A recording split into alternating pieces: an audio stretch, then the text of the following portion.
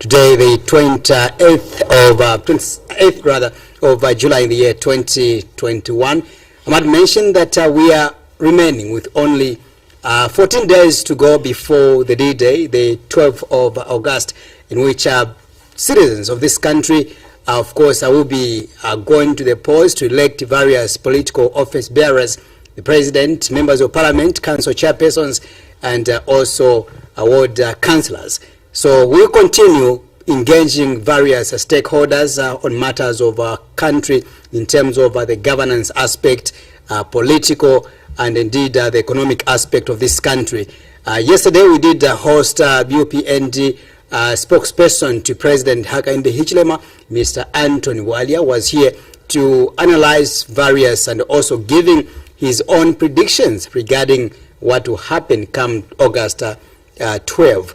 Today we decided to summon another person who has been here several times, but now he comes in again in the capacity of being a governance activist or governance expert to add his voice regarding, or as we begin this countdown to the August 12, 2021.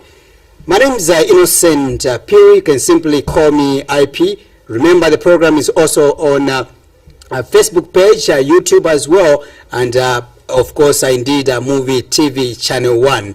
I sincerely apologize that Top Star Decoder Channel 104 is off air for now, not until, of course, a few days from now. I want to believe that it will be worked on. Our technical team is working day and night to ensure that the problems are resolved. Let's get into it now. We invite our guest, Mr. David Kapoma, who comes here now as governance expert. Mr. Kapoma, welcome to the program. Are you making me feel old? You really are making me feel old, sir. My job is to give respect to all the guests. Thank you very much, and good evening to our dear viewers. Good. Welcome. And we are remaining with 14 days, like I've mentioned. We are getting to, a very crucial period in which you, myself, and the over 18 million Zambians out there will be casting their vote on August 12. Already, as we speak, the ballot papers, the first consignment has arrived in the country. We are expecting another one to come in by tomorrow, and the last one again should be during the course of the week, possibly this week or maybe next week. We'll be able to have all the ballot papers in the country. This signifies that the game is on as we speak. But more importantly, again, Mr. Kapoma, is that this year's elections are very unique on the aspect that for the first time, Zambians will be voting amidst the COVID-19. Very restrictions have been imposed on the people of Zambia by nature due to COVID-19. And also we have a new register as well that Zambians again have been subjected to because remember that we've had been riding on the old register, which has been cleaned this time around. So very unique elections that we're having on the August 12th. Welcome again, and let's begin from there.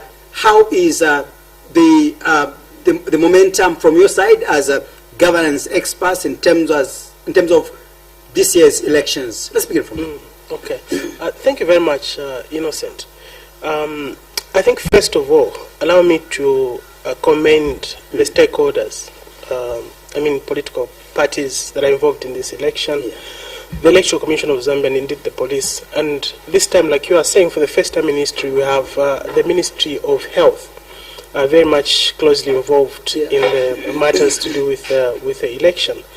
And I want to state that whether it's by coincidence that we have the COVID situation, and of course the passing on of our founding father, Dr. Kenneth Kaunda, that we have seen the kind of election. And I know that some people might argue that we are still having pockets of violence in a few places, but I think that generally we've been very peaceful. We are not seeing what we've been able to see in the past. And obviously many people had projected that this election was going to be rather bloody. But I think that we've all tried to be as sober as we can. we are of course living in Africa, and we are living in a society which has got different kinds of people. You expect there to be violence here and there, but of course police has been on top of things in trying to make sure that they bring all the perpetrators of violence to book, have them arrested, and have them taken to court. We've seen that, and the police have been very consistent also in terms of updating the public on what steps they've been taking. And also on the part of the Electoral Commission of Zambia, we have seen also that they've been very consistent in terms of updating the general public and the Zambian people on what processes are being done. And for the first time, Innocent, also, we've seen that the Electoral Commission was able to punish the ruling party, the Patriotic Front, by asking them not to do campaigns in Lusaka and a few other places in the country. That shows that really the Electoral Commission of Zambia this time has teeth to bite, and that they mean business.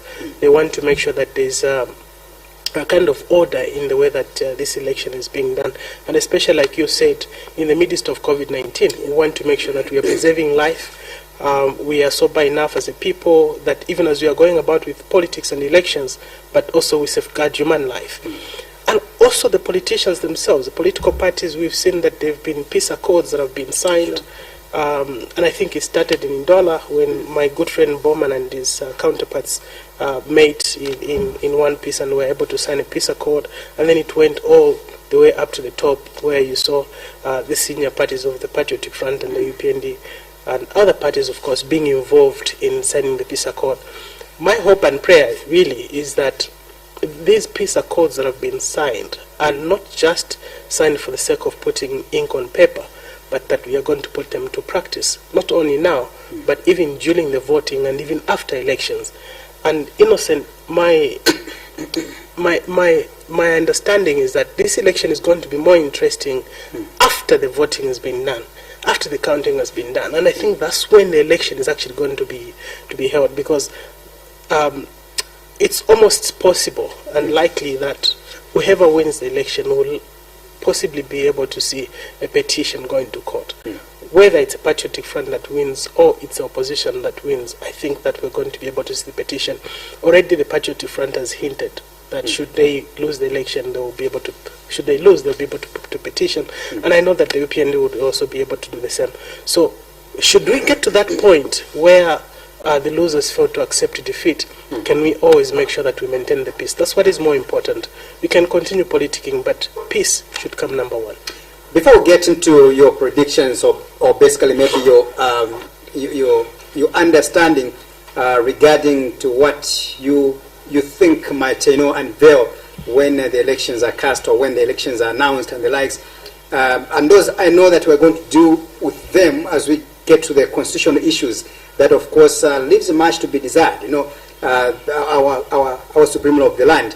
But let's look at the build up to the August election. We've got 14 days remaining now, or by tomorrow we'll be saying 13 days, about somewhere there. And we've heard different messages coming out there. Like I did mention yesterday, I did host Mr. Anthony Walia coming from the UPND, and of course, according to him, he's very much sure that the UPND is going to carry the day. Very interesting actually, because he was able to submit to give evidence and also the reasons why he feels that UPND is the only answer to the plights of the people of Zambia. He did mention that HH has got the solution because he is an economist whose track record can be traced, looking at how he has managed his personal businesses and the likes. He also did mention with regards to adherence to the rule of law, he believes that the UPND is the only alternative that can be able to usher in a government that is going to try and answer to the challenges that Zambians are facing today. The economic woes that we have today, they can only be addressed by the UPND. And we go to the PF as well. They keep on singing the Alewe Rapo song. According to them, they've done massive developments in terms of infrastructure developments, whichever sector of the economy that we can talk about. The PF has managed to transform according to their level. Much more better than what the MMD did, or much more better than what the UNIP did. Again, we've got different political parties. For example, you are going to have People's Alliance for Change, and for Band again is very much optimistic that is going to form government. The Third Liberation Movement of Roosevelt Tonga as well, tell you to say, I'm the only person that can transform the lives of Zambians. I remember watching one of a dialogue meeting that was held at Mulungushi here in Lusaka, in which he went further to castigate HH of the UPND, to castigate ECL of the Patriotic Front, to say these, according to him, he said these are criminals. He called them criminals who are not supposed to lead this country. That's according to Roosevelt Tonga. All of them are seemingly showing or expressing optimism of scooping the August pause. Let's get from you. Where do you think these elections will go to? Let's begin from there. Innocent, you ask too many questions. No, you don't ask too many questions. You ask a question that makes me feel that tomorrow we should have a show where I should be the one to interview you, because you have very interesting aspects to explain these things.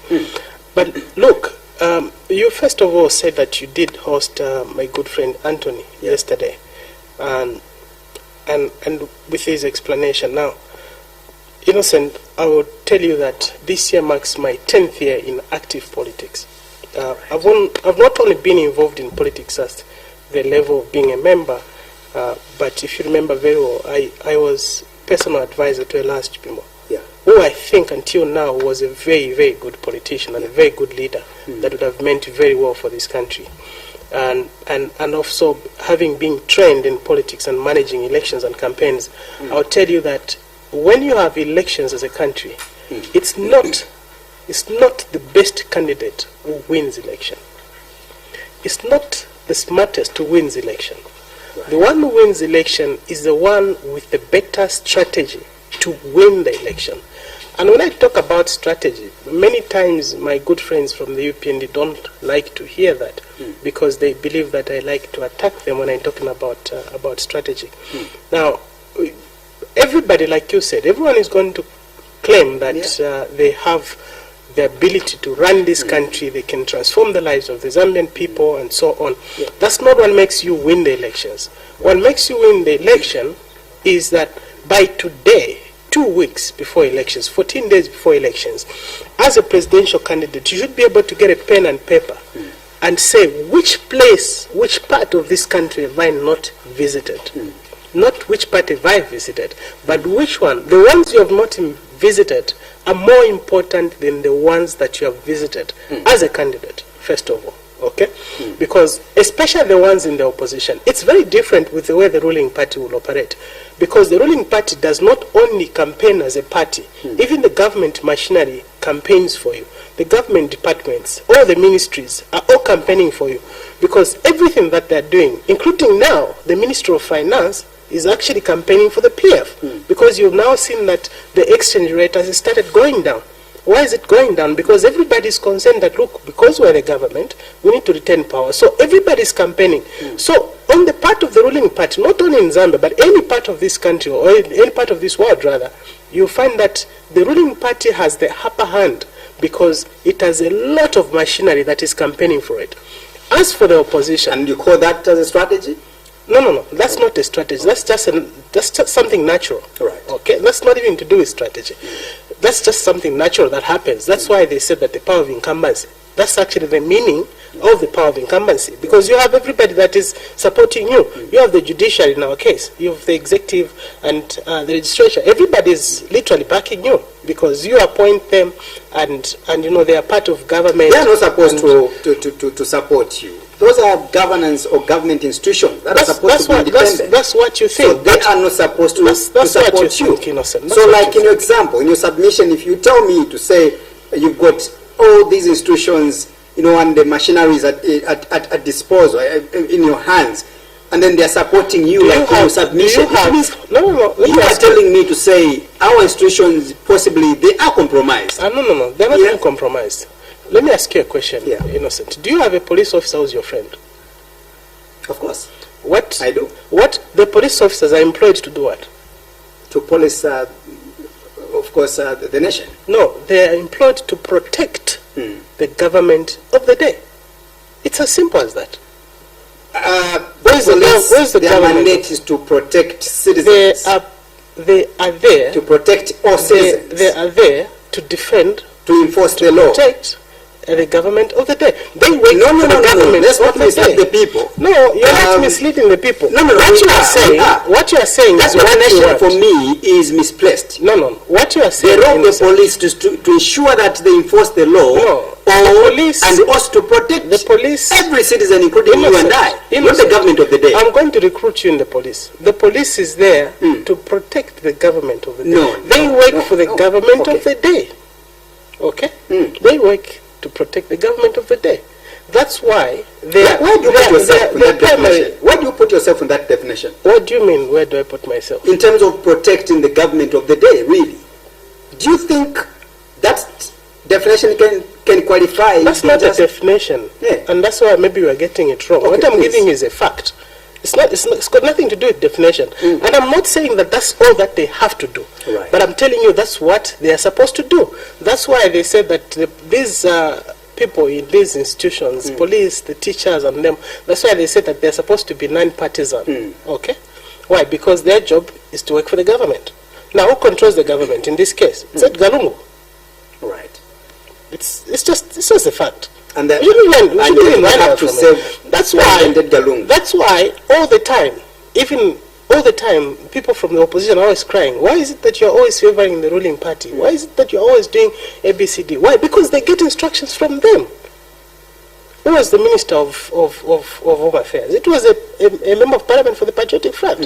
So if he's giving them instructions, how then do they? So you realize that, and these are constitutional matters. That's a compromise, maybe. It's not even a compromise. No. It's not even a compromise. It's just what it is.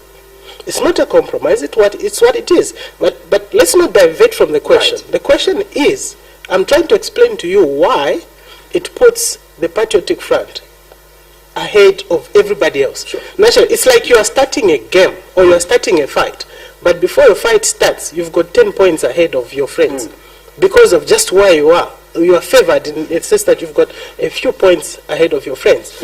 Now, what you want to do as the opposition, you will have to tell yourselves, we have to go to every single part of this country. If it's President Handiford Banda, my good friend, you want to make sure that he reaches every single part of this country. And I'll tell you, Innocent, that this country is very big. Zambia is very, very huge. There are so many places where many of our friends in the opposition have never reached. I have traveled in every single corner of this country. Strange enough, and I hope my friends from the Socialist Party are watching. Strange enough, every single part of visitors, I found a member of the Socialist Party, and it beats my reasoning. I'm trying to understand, when did these guys wake up to the point that you can go to the furthest part of this country and you find members of the Socialist Party? And thus, I'm just trying to really give them kudos for that. I'm trying to give an example that in their own small ways or in their main ways, they have tried to reach to the remotest part of this country. And that's what we have not seen. And I'm reminding, and I hope that my friend Anton would be watching now, this is what we have not seen from our friends from, for example, the UPND. Knowing very well that obviously they are the second largest political party in the country, the likely government in waiting, what one would have expected is that you will not have President Hichilema enjoying his comfort in his home, but that you want him to get to engage the people at this particular time. And I know that many times the UPN will tell you, no, our president can't go out because whenever he tries to go out, the police is there to stop him. No, that's not true. The police is not there to stop him. Because even police stopping him is also a good plan. Send him so that police should stop him. They give you news.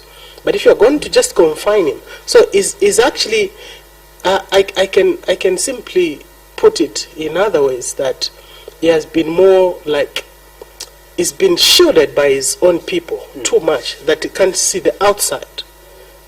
I will tell you, for example, that whether they want to argue or not, I will tell you that they have not been to Muchinga province. They were there a long time ago. And Mchinga province is not passing in Mpika. You drive through Mpika and you think that you've been to Mchinga province. Because Mchinga province is you going in the deep areas of that particular province. You talk about northern province, you talk about Luapula province. You want to go into the deep villages in these areas. As one who's in the opposition, that's what you'd be expecting our colleagues in the opposition to be able to do.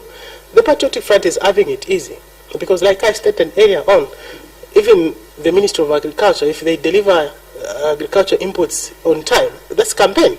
But it's a government machinery that is just working. They're simply doing their job.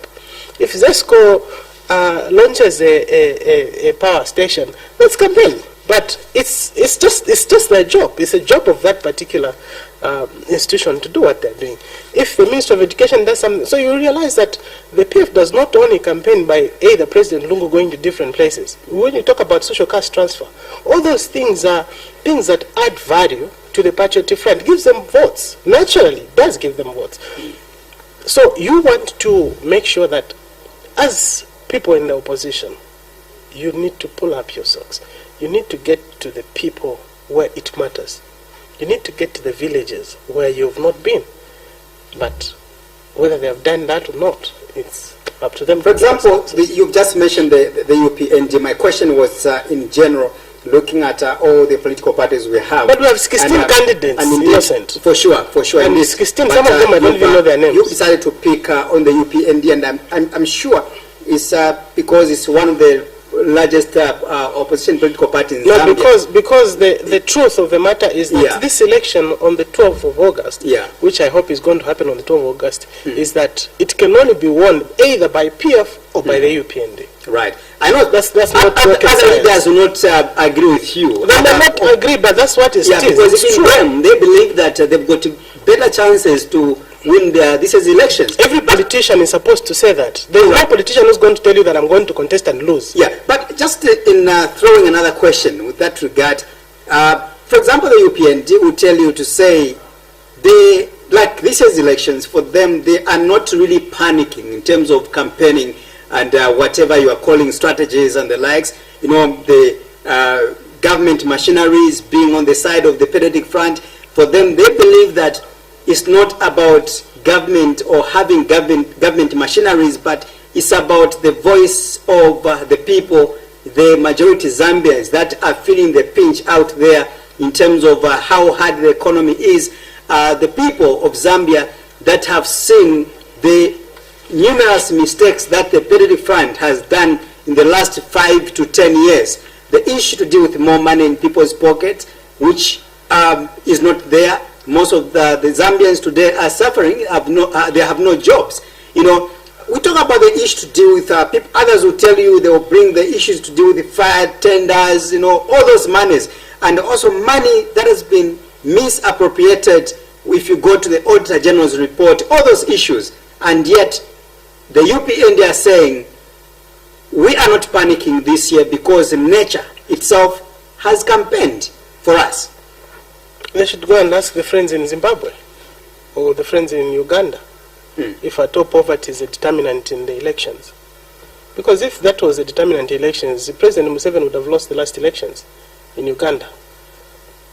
And if that was the case still, President Robert Mugabe wouldn't have stayed the president for such a long time because the poverty levels in these two countries were way higher than what we are expecting in Zambia today. So nobody should make a mistake of thinking that because the cost of living is high, then it means that the Zambian people are going to vote for the UPND. Because who says that even if the cost of living, they've decided they're going to vote for the UPND? It's up to the UPND to convince the people that you have to vote for us. The same way you are saying that it's the voice of the people. The UPND is supposed to put that voice in the people. They should start singing the UPND song. They should start singing the songs of saying, we want HH for this particular reason. We want him. But to just think that we are not going to panic because the Zambian people are not happy with the Patriotic Front or because the cost of living is high, that is going to be a very big mistake to believe that you are going to win election because you think that the Zambian people are frustrated. It has never been a measure. If that at all, if anybody thinks that is a measure, like I've said, let them drive to Uganda. It's a very short distance. They can drive to Uganda, or they can go to Zimbabwe and ask the people of Zimbabwe and the people of Uganda. Ask them, when you people were suffering, when things were the hardest, how did you vote? And nobody should even come and tell you to say no, because someone is planning to rig the elections. Innocent, elections are a process. Even rigging itself is a process. There's no rigging that happens on the voting day. Nobody should lie to you. Rigging is a process. So if you haven't yet, I mean, we've had those allegations before, so I don't know really, Mr. Kapoma, what you're very right. you are talking about. There's been a lot of allegations in No, the past. of course, you know what I'm elections talking about. What I'm talking about. Not only under the UPND, but let's talk about all the time. From the time of All the Muvi. time. Exactly. Let's talk about the time of MMD. But you can't talk about we have people like because you are still very young. When Kaunda was being beaten, when Kaunda was coming out of power, you and I were still very young. So please, let's leave the NIPI people alone, eh? Let's continue because you and I were in the MMD reach. Yes, from 2001. We've had these issues of rigging allegations. I've been there before. Yeah. So how do you discard this pandemic or this problem of rigging? In Bemba, you are not Bemba, you are Piri. Yeah. But I'll tell you that in Bemba we say, "Uwawa tabulaka bepesho." It means that when somebody fails to do or to make it, when someone fails to succeed, they will have to point at something and say, I failed because of that. And usually they will not point at themselves, they will point at somebody else. So whoever loses the election, they want to point at the friend and say, no, we've lost because the electoral commission was impartial, or because the police didn't give us chance to campaign, or because the PF rigged elections, or the MMD rigged elections. Because na muwa, so because na muwa mfiruma mwafaya nombaka bepesho, tuara sonta pala monekati pali wino ni pesa. So you want to go and say no, they have rigged, that's why we've lost the elections. So this thing of rigging elections, it will be there now, it will be there in this election, it might even be there in the future, because wow, it's just a fact. And thanks to the members, they have told us, and it's really what it is. But you know what is important, Innocent, is even for the remaining few days, if everybody else can really put in their best in trying to make sure that you do a proper analysis for yourselves. Go out there, check what is the mood on the ground. What are the people saying? Are we really winning or not? Because at the end of the day, it will be unfortunate to come and point fingers at institutions that are not supposed to be blamed when you lose the elections. You want to make sure that you come out and say, okay, fine, guys, we did the best that we could. We have lost because we maybe didn't look at this and this and this area. We are going to improve next. And that's what President Sata would do. When he lost elections, few days or few weeks afterwards, he went back and started saying, look, we lost the elections because we missed it here and there, and now we're going to improve. And that's why, with the Patriotic Front, when they were winning elections in 2011, months before elections, it was very clear that they were going to win elections. It was clear that President Lupia Banda was going to go. The mood, the wind, the excitement from the people. What kind of wind are you talking about? How do you define the wind? Do you remember? Which is not there today. Who is feeling the wind? What we are supposed to be seeing now is a situation where everybody should just be consumed by this thing that we are now going to be able to see change. We have this particular candidate who's going to take us forward. When President Sata was, may so rest in peace, whenever I appeared on either TV or radio, every single person was listening to him, attentively, that is. Not just listening, but listening attentively, paying attention to the things that he was saying and the things that he was promising. Every single child was singing the Michael Sata on the street. Everyone, if you just say more money, everybody was able to resonate with that. Now, that was a message that was developed. And like I was saying, that few months, the Patriotic Front actually told us that, look, the MMD was going to rig election in such and such a way. Many of us went with our own ball pens when we went to vote. We bought our own ball pens to make sure that we don't choose what we found in the polling booth. Why? Because we are protecting the vote. Right? Now, whether that was true or not, the thing is that there was that wind. Even when you were on the queue, you're going to vote, you're on the line, you're waiting to vote, you would see that people were feasting. They will show you the feast, said, this is the symbol, guys. This is where we're going to vote. Okay? So, the wind was there. The wind is the kind of atmosphere that makes you feel that when you step into this place, you'll find that people are talking the kind of language that tells you that there is definitely going to be change. Beating the incumbent or beating the ruling party is not one simple thing. As an opposition political party, you have to be extremely strong for you to be able to beat a ruling party. It's not something that comes simple, Innocent. And I know that many friends would be thinking that, no, like you were rightly putting it, no, because of the cost of living is high. If I tell you, Innocent, there are certain places in this country where if you talk about the price of meal, they will wonder what you're talking about, because they don't buy meal. If you talk about the US dollar, you will actually confuse them. You talk about load shedding, they will still not understand what you're talking about. The only thing that they understand is if you mention fertilizer, then they will understand. You mention social cash transfer, then they understand. Now, can you imagine that you can go to that kind of an area in this country and tell the people that, no, the cost of living is high? Which one? Because they go to the river and do their own fishing, so they eat their fish. They grow their own chihuahua, they grow their own karembula, and they go in the bush, they go and hunt. They kill different kinds of wild animals. And that's where you get a lot of votes that come from those areas. Where you people talk about the high cost of living, unfortunately, whether you want to believe it or not, is here in Lusaka and in the Copper Belt. And a few places, maybe in northern and Wapla province, the places that are concentrated in towns. But if you go off the grid of rail, you go in the bush, you find that the concerns of people are completely different. And you'll be now thinking, as opposition, have we discussed how we're going to address these people? And also, from my village, we said, Akana nikantu kadipagwadi.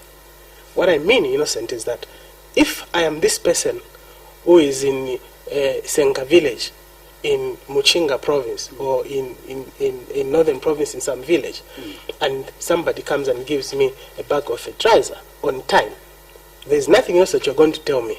Because for me, that's what I've been wanting. Or if somebody comes and builds a clinic for me, there's nothing that you're going to tell me, because that's what I've been wanting. You know? So you want to understand, really, that this thing of cost of living, Innocent, you and your friends and your colleagues and your partners, it's not something that can remove a president. Let me put you on spot. I want to ask you two questions, but I'll answer for the second one.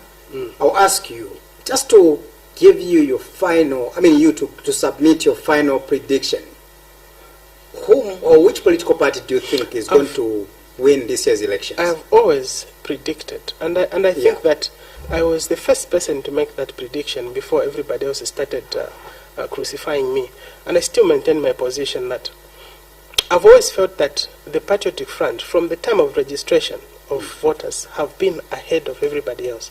And I maintain the same position today. I don't see the reason why the Patriotic Front is going to lose this year's election, because the only thing that comes from the opposition side is that the cost of living is high.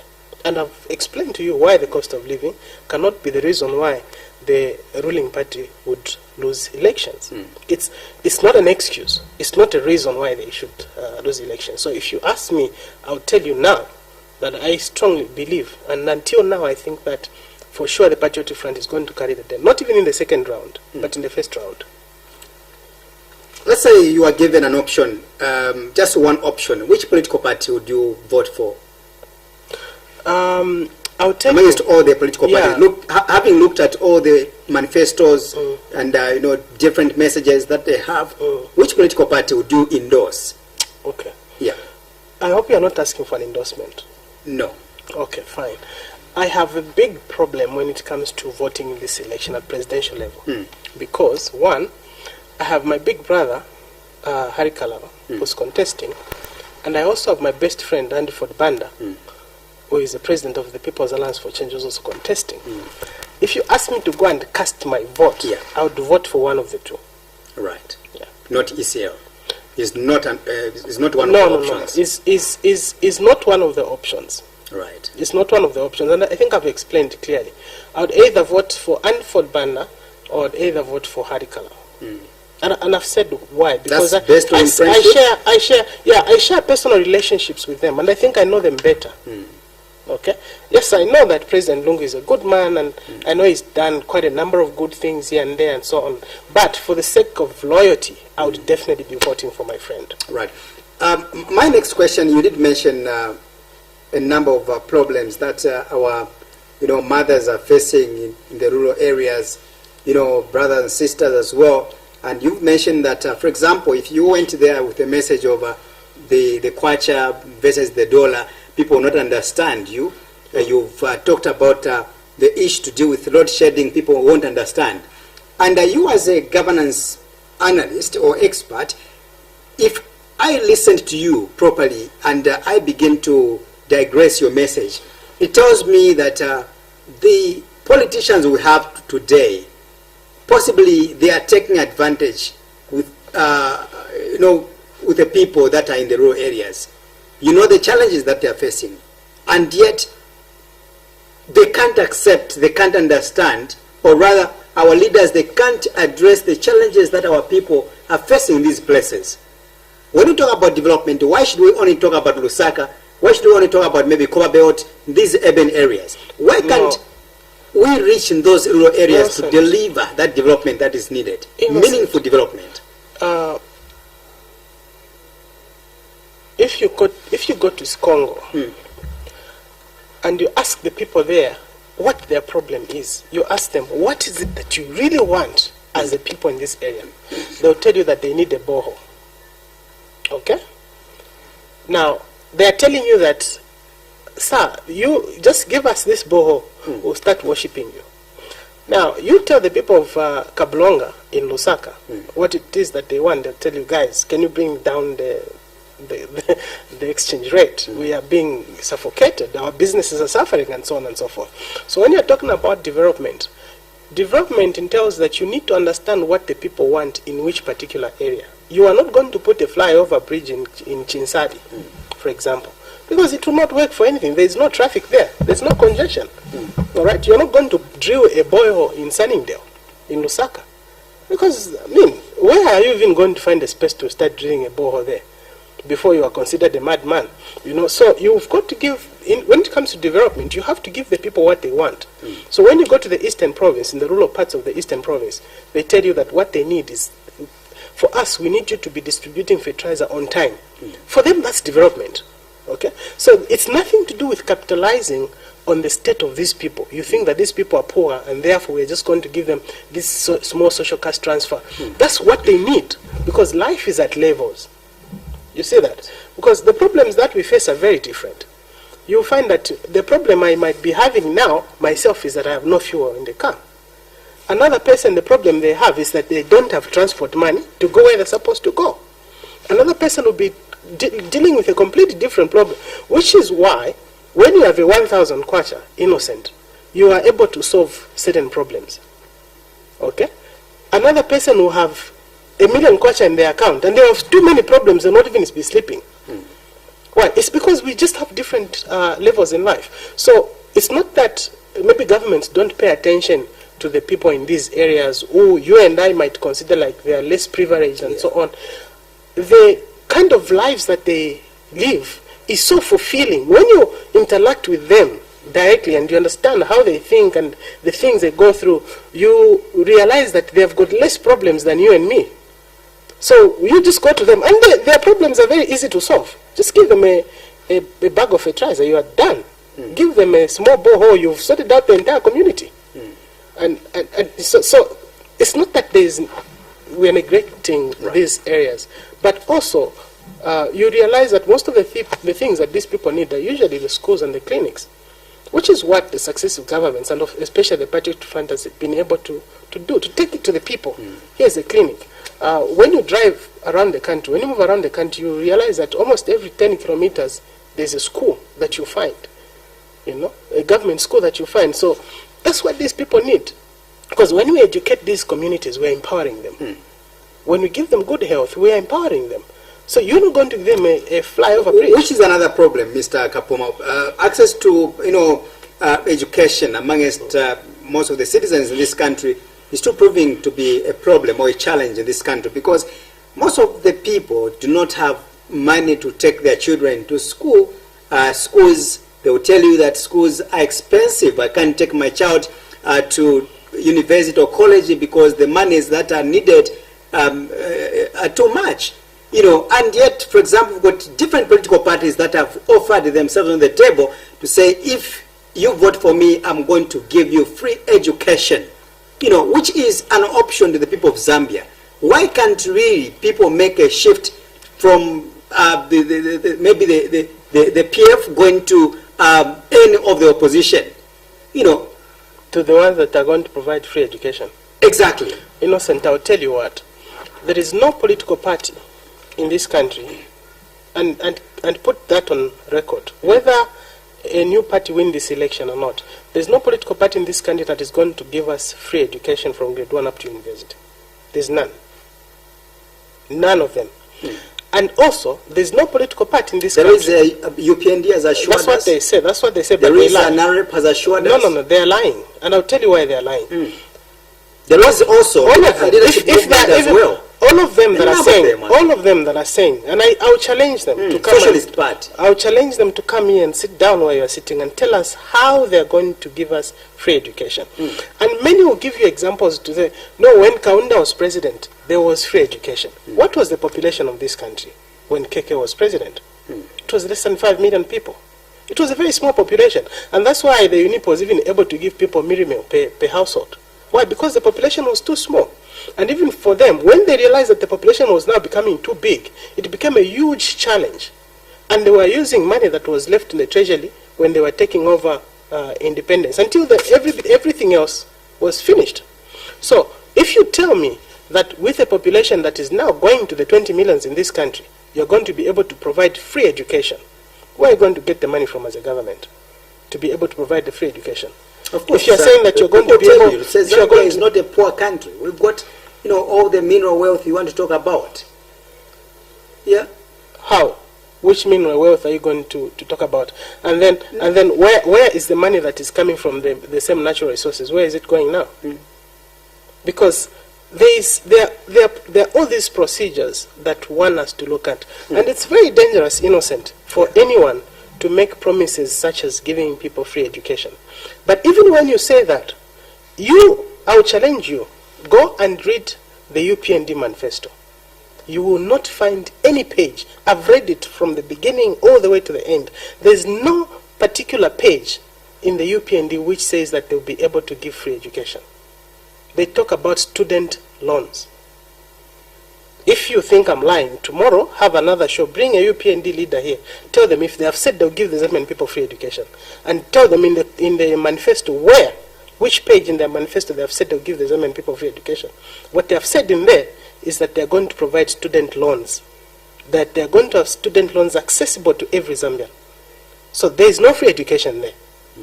And now, again, I repeat, there is no single politician who should lie to the Zambian people that they'll give us free education and free health care. It's not true. No one is going to be able to achieve that. So if you are thinking, and if you can tell the people that they should shift their mind from the patriotic front to the opposition, because the opposition is going to give free education, and your original question was that there's challenges in people accessing education in this country. The problem has been there, but I can also assure you that it has been reduced. Okay. It cannot completely go at the same time. It has reduced because now you've got a lot of schools in different parts of this country. And you know that primary education is almost free. But like I was telling you that you cannot completely have free education. You have children who are being taught to go with plain papers at school because the schools really cannot sustain themselves. So they'll still ask the parents to give something. And also, maybe it's not only entirely good to let people get everything for free. So let everybody be able to contribute a little something to the education of the child. Because if I know that this education that I'm getting, my parents are suffering you are not suffering. That's why you can propose such. But what scale are you using to think that I'm not suffering?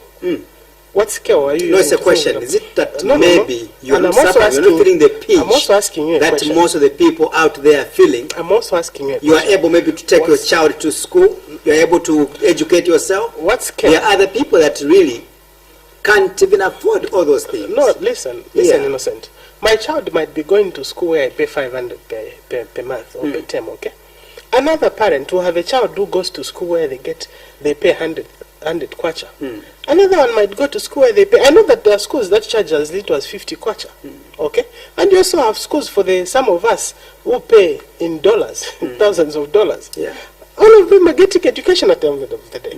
The destinies of a child is not necessarily as to which school they attend.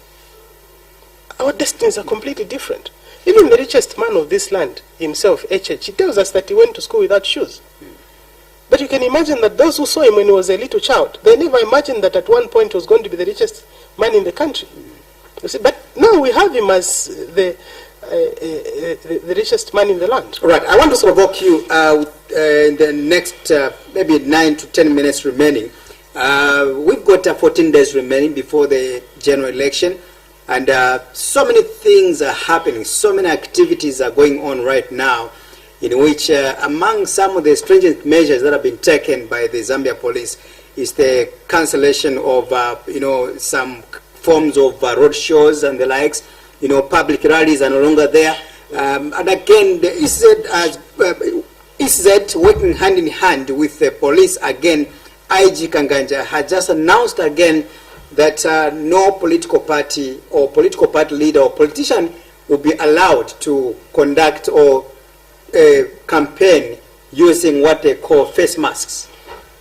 What is your take on that? But Innocent, the last time I was in this studio, I was on set, and I did state that it was extremely impossible for us to have elections without holding rallies. And if you remember very well, if you watched, or if you were in the studio, remember that I argued that. I said it was not possible. These things that they call a distribution of masks, those are rallies. We should not be hiding in distribution of masks or inspecting of projects. We should just call them rallies and move on, because they really are rallies.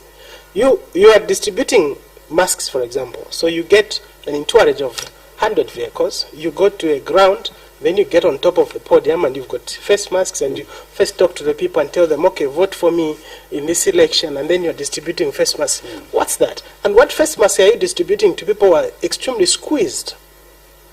And if you're saying that you're fighting COVID, maybe it's high time that we started calling a spade a spade. We shouldn't call it a big spoon.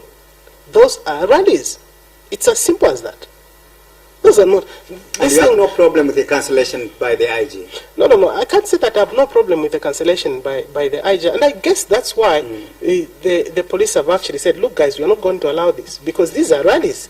Whether you want to call them distribution of masks or road shows or whatever it is, all those are super spreaders of COVID. And that's why the police have moved in and they have stopped it. They've said, you cannot go ahead with this. But I did mention last time that it was extremely unfortunate that we're going to have to vote without giving leaders enough opportunities for them to be able to explain what kind of change they're going to bring about. But I'm also happy that many political parties have really utilized the media in making sure that they communicate their message to the people, so the people can then decide who they want to vote for. But to think that we've not been having rallies, what we've been having is distribution of masks, Innocent, those are rallies. That's what a rally is. Let's hear. There's been a lot of talks because people have seen that the president himself, President Edgar Lungu, has been, moving up and about, meeting people, as well as distributing face masks, amidst the COVID-19. And if you remember, this exercise actually has been a copy and paste from the opposition political party leaders. At the time when ECA went in Bauleni, and he did give out some face masks to the people of Bauleni, as well as, should I say, part of Lusaka Central. And that was more like a leader leading by example to the rest of the country or the citizens, to say, for us to contain this pandemic called COVID-19, as leaders, we need to lead by example by going out there and distribute these face masks to protect our people. And yet we have seen also different political party leaders have followed suit. They have gone on the ground as well to say, our president, he led by example by advising all of us to say, let's go on the ground and give out face masks. Today we've been told that is not a good move. We have to ban that. Okay, fine. But that came from the president himself. Why should you cancel it now? Because you have seen that other opposition political party leaders really. But is it the president? Is it the president who's cancelling, or it's the police? It's the police. So it's not the president who's cancelling, right? So don't say that the president has cancelled. Maybe I'm just saying maybe you are insinuating these opposition political party leaders are following what the head of state started. But they're not supposed to follow. They're just supposed to do the right thing. He's a leader. He led by example, because you find your friend stealing and you also want to steal, you get arrested. You get arrested alone. That's what it is. Is the giving out of the face mask? I'll tell you what it is that many politicians saving lives. Many politicians don't like saying this, Innocent. Power is sweet. Okay? Power is sweet. Being in power is extremely sweet. And Chiluba openly said it. President Chiluba, may so rest in peace. He openly said it. Look, power is so sweet. Also, losing elections is extremely painful. Okay? Losing election is equally extremely painful. So you want to make sure that you do everything possible as the ruling party. You do everything possible to win elections. Or as opposition, you do everything possible also to win elections. So, like I said, it was extremely impossible, Innocent, that we were going to be able to have all the politicians abide to the rules that have been given to us, the COVID guidelines that have been given to us. Okay? It's because of their desperation to either win or retain power. It's as simple as that. Who is misleading who here? Is it the president himself, or maybe I think the police? No, I don't think. Or the opposition political party leaders? I don't think that anyone is misleading the other. The only thing that is happening is where people feel that, okay, if we can't do this, maybe this can work. Then you try to do this and you find that even this has also failed to work because it's also giving you the same result. Because remember what they banned first was the rallies themselves. They said no more rallies. Okay, fine. Road shows, road shows are okay. Then they allowed the road shows to go on and realized, no, these road shows are also super spreaders. So we're not going to allow the road shows. And so they stopped the road shows, and now politicians say, okay, fine. So since we are dealing with COVID, now we're going to be helping with the distribution of masks. So they now go out and start distributing the masks. And again, the distribution of masks comes back to the same thing. And I say, fine. So even distributing of masks is also not helping us. So they have stopped us. Now what they're going to start doing tomorrow is that, okay, fine. So you've stopped the distribution of masks, and you've stopped the rallies, you've stopped the road shows. Okay, fine. And you remember that there was also the door-to-door. Which had huge numbers of people and said, no, we are doing the door-to-door campaign. So we don't know. Maybe tomorrow they will start distribution of cash. They start giving voters some cash. Whatever distribution they're going to start doing. But all of this is because the politicians have found themselves in a situation where they have no choice but to be able to give their message to the people or to be able to interact face-on-face with the people. And so they are looking for ways and means of doing it. And that's why it's very, very difficult. ECZ is in a very, very difficult situation now. They really can't pin where the issue is. But what is good is that while all these things are happening, we are drawing ourselves closer to the elections.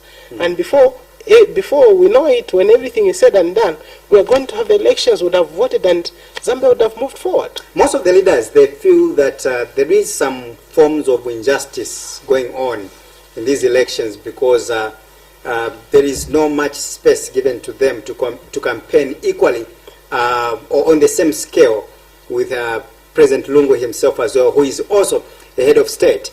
But in defense to that, there has been other stakeholders or governance experts like you that have come in to lecture Zambians to say you cannot, when you are in opposition, you cannot, including you and I as we sit right now, we cannot compare ourselves with the status of a Republican president. All right? So my question is, how can we distinguish the president, a Republican president, when he is on an official duty, or when again is doing a political, event? How can we distinguish? Because I'm sure that's where the confusion is arising from. Okay, so first of all, we should not even be having confusion, Innocent. The reason why Parliament is dissolved before elections, the reason why Parliament is dissolved before election is to make sure that all the MPs and ministers cease to be ministers. So you can't see, for example, Stephen Kampiongo giving orders to the police because it doesn't exist. He's not a minister. You can't see Bowman to be giving orders to Lusaka administration because he's not a minister. The president remains the only one when Parliament has been dissolved. So the president continues. That's why the president is the only person who can use a government vehicle to go and campaign. The laws of this country allows that. Okay, so he still has access to all the government machinery that allows him. We can use a ZAF plane. He can use whatever it is because is the incumbent. Is the one that is in power. Okay, so that's a constitutional issue that unfortunately we cannot even touch on now. It can only be changed by the constitution. So how to distinguish? You really can't put a distinction on that. Whatever it is that the president is doing, whether it's official, it's still political. In this particular season, even when he goes to Kawe to go to a farm, it can still be considered as political because it's a campaign period. So it can be considered as him doing the campaigns. Whatever it is that he does, if he goes to distribute masks, whether he's helping the Ministry of Health, it's still considered as being political. So it's very difficult to distinguish. But I think what we're trying to touch on is that you cannot compare the presidents of the other political parties and the Republican president. Yes, that is very true. So if you say that, no, why are you stopping us, but the president has gone to launch or commission a certain project, then even us, we should do it. No, you have no project to commission. you have no projects to launch. It's a Republican president. When your time comes also, when you're a Republican president, then you have all of those things to do. So at the end of the day, we all have to stick to our lane. The opposition has to stick to where they're supposed to be. Those in the ruling are supposed to stick to where they're supposed to be.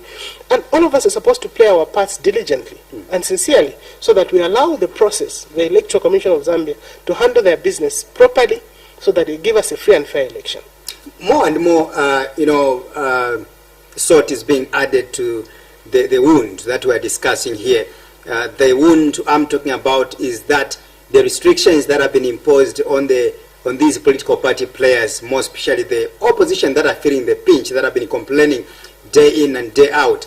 And again, from the IG, from the day when he ordered his men and women in uniforms to act in an aggressive manner to whoever is abrogating these restrictions or these laws, there is another statement that has come in from the police spokesperson Esther Mwata Katongo today again, in which he's saying the head of state is a different individual altogether, as well as the vice president, because the police do not monitor the activities of the head of state as well as the vice president. So the opposition, they should not compare themselves to that of the head of state, because when it comes to these restrictions, COVID-19 restrictions, whatever, they don't apply to the head of state.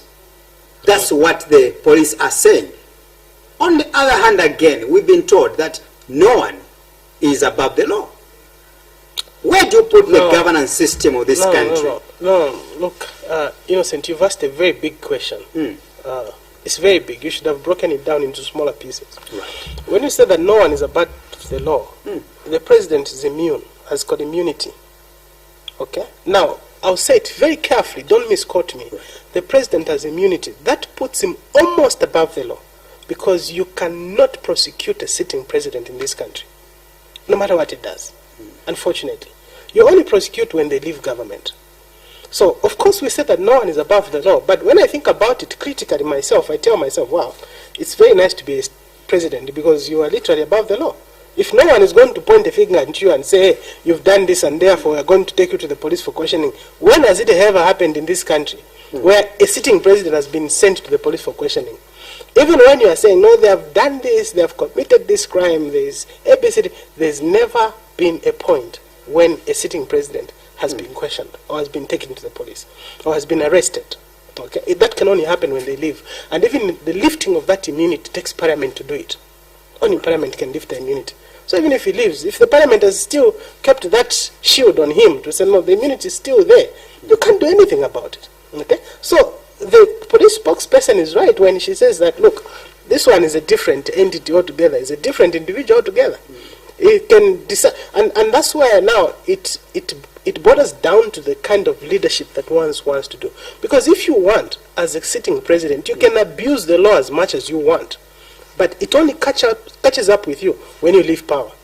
So it only takes a very sober president to make sure that they are following all these guidelines that are being given, to make sure that they don't only do what it is that they want, but they'll protect the interest of the people, that they safeguard the lives of the people. So it's a personal decision, really, that they make. No one can force. If President Lungu says that he's going to Chawama today, no one is going to stop him from going. Do you think the Patriotic Front or President Edgar Lungu in general has been really following the living above board in terms of adhering to the rule of law in this country? When you say rule of law, you are saying generally? Yeah, generally. I ask this question because you've heard where people are saying that Edgar Lungu has been abusing, the police. Isio is a person that has been abusing the judiciary. A lot of talks going on. No, I think now it's actually you who's accusing him of doing that, Innocent. I think that in my own judgment, if you asked me to judge him on that score, I would tell you that he has performed fairly well, fairly okay, in the sense that we have not seen serious abuse of the law. I would give you an example. When he erred on the issue of sitting ministers, he allowed the Constitutional Court to deal with the matter, right? Him being on the wrong side. And he literally said, okay, fine, I obviously misinterpreted the law, being a lawyer myself, but the Constitutional Court has ruled. And you know what the end result was. If it was someone who wanted to abuse the law, he could have said, no, you're not going to punish my minister. I made a decision as a president. I made them stay. So forget whatever it is that you're doing. He could have actually stopped that process from going anywhere if he wanted. But for me, the fact that he allowed that due process of the law to take shape and to up to its very conclusion, where the ministers were actually ordered to pay back the money, I would think that this is a president that respected the law. He said, fine, let's just respect what the law has said, and let's do according to what we've been advised to do. And there, of course, there are a few other examples that I could cite for a lot of time, but I would generally say that I wouldn't be judging President Lungu as somebody who's been really abusing the law in this country. And I think it would be very much unfair to label that on him. We have seen presidents who have abused the law in other countries, but I think that is not going to go down as one of the presidents who has abused the law in this country. That's not all the things that we are going to judge him on. Let's get to the, just under 2 to 3 minutes, the issue to deal with debt swap. It's another debate we have at hand. Matters to deal with the political violence that we've continued, experiencing or witnessing in this country as well. It's something that we've been seeing for a long time. How best can we achieve a free and fair elections or a peaceful elections on August 12th? And if you, as an independent, governance expert, which political party or who is a perpetrator of this political violence? You've seen, the back and forth type of blame game that we have heard before. The ECZ have at some point punished the ruling PF as well as the UPND, but still more the UPND will tell you we are innocent, like my name here. The PF again will tell you to say we are innocent, just like that. But who is to blame for this political violence we see? The young people, you and me. We should not even blame these leaders, because if we don't want to be used to throw stones, we are not going to involve ourselves. So if you've got young people who are overzealous and then they go and start throwing stones, where they are coming from the ruling party of them, from the opposition, and the message really that I would be saying is that we should not allow ourselves to be used as tools of violence by politicians. That should not be allowed. We should not be interested to get a small amount of money because you've been asked to go and throw stones. So the blame is not what you expect. I don't blame the PF or the Patriotic Front or the UPND, the United Party, and all these other parties. I blame ourselves as the young people. We are the ones that throw these stones. We are the ones that carry the pangas. We are the ones that engage in the fights. Right. I want us to go, but I will ask you this seemingly difficult question, and this will sound like... Because I know you've said it's difficult, I know it's not difficult. That's seemingly, yes, indeed, and it's going to sound like it's a personal question. I want to talk about the morality in politics as well. We have seen leaders moving from one political party to another just like that. Tomorrow, they are telling us, don't vote for this political party because it is corrupt, it's whatever, and stuff like that. Again, the other day, they go and campaign on behalf of that political party again. What kind of leaders really do we have in this country? But I know that maybe you may not be competent enough to answer that question because you are among those people that has been also crossing at a tender age in politics, 10 years old experience. You've moved from the NAREP, you went to, was it... which political party again is that? I've only been, I was not a member of NAREP, first of all. So I was an advisor. I was an advisor. You've gone to DP. Yes. So yes. I've belonged to two political parties in the last 10 years. Okay? Really? I belong to two political parties. Yeah. Unless there's another one which I don't know. Those two, for example. I've really belonged to two political parties. Yeah. Okay? And I still belong to two political parties. So how do you feel? At some point you told us to say maybe the PF was not you felt that the PF was not a right political party? And I still feel so. But what I'm saying is that there's no party which is better than them. These are just facts. And you should allow people to speak facts. What I'll tell you is that the reason why we call politics as a game is the same reason why Cristiano Ronaldo would move from Barcelona or from Manchester United to Real Madrid to Juventus and to whichever other team that you go to. And that's what really politicians do. They move. And that's what formed my question. And my question was, you want to know about the morality. Who do you speak for when you speak, Wallace, you are in the DP or NAREP? Okay, so you are asking for whom do you speak for? You're asking, do you speak for the people of Zambia, the majority Zambians, or for your berries? Okay, so what you're asking, for example, is that the way I've come here, who has sent me here?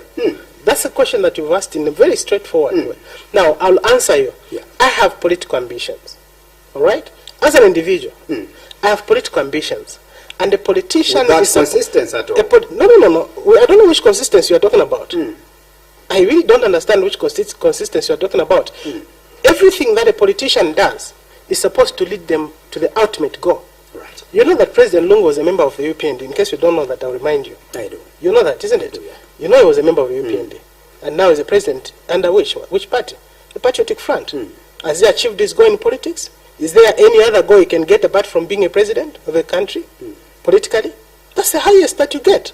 So almost every other politician who move, name them. You can name all the other successful politicians, including my good friend Boman Lusambo, who was die-hard MMD, and now is die-hard PF. Maybe next time he's going to be die-hard UNIP or die-hard UPND. You never know. So you can't say that it's lack of consistency.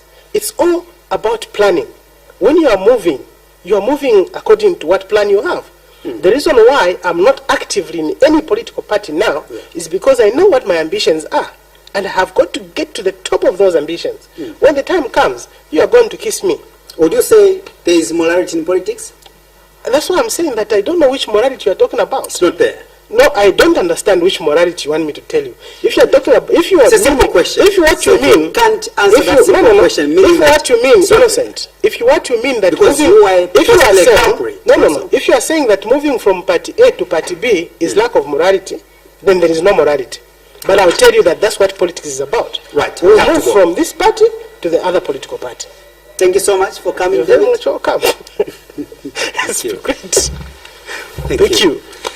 Right, to end our discussion here, my guest has been David Kapoma. Allow me to say thank you so much to my producer, Kelvin Tabulach Fokolo, and also my two camera persons, Obvious Kapunda as well as Christopher. Thank you very much. Upstairs, Ashbel. I know that it's going to, squeeze me in if I don't pass that regard. Thank you so much for that fantastic work. My name is Innocent Piri IP. Allow me to say, may God bless Zambia. May God bless Mother Africa.